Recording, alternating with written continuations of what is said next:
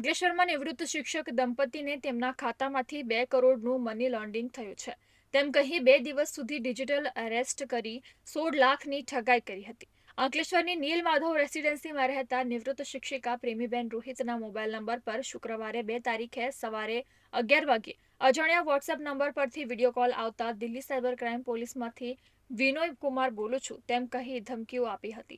તમારા ખાતામાંથી 2 કરોડનું મની લોન્ડરિંગ થયું છે અને તેમાં તમે 20% કમિશન લીધું છે તેમ કહી 2 દિવસ સુધી ડિજિટલ અરેસ્ટ કરીને દંપતી પાસેથી 16 લાખ પડાવી લેવામાં આવ્યા હતા. આ પૈસા બંસીલાલના નામે ઇન્સન્ડ બેંકમાં જમા કરવામાં આવ્યા હતા. આ મામલે ભરૂચ સાયબર ક્રાઇમ પોલીસ મથકમાં ફરિયાદ નોંધાતા પોલીસે તપાસનો ધમધમાટ શરૂ કર્યો હતો. પોલીસ તપાસમાં પોલીસે ગણતરીના સમયમાં જ 2 આરોપીઓની ધરપકડ કરી છે.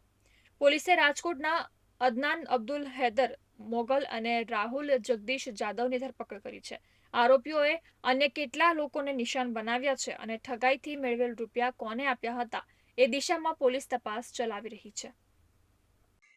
બે આરોપીઓની ગુનામાં ધરપકડ કરવામાં આવેલી છે અને એમાં એકના નામે આ ખાતું ખોલાયેલું છે અને બીજા આરોપીએ આ ખાતું ખોલવામાં એને મદદ કરેલી હતી.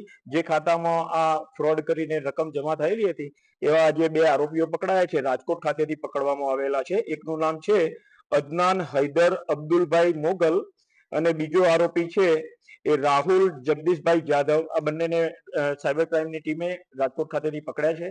હવે આ લોકોએ જે ફરિયાદીના પૈસા ખાતામાં આવેલા હતા આ લોકોએ આગળ કોને મોકલેલા છે એ દિશામાં આ લોકોની વધુ પૂછપરછ કરીને સાયબર ક્રાઇમ પોલીસે તપાસ હાથ ધરેલી છે.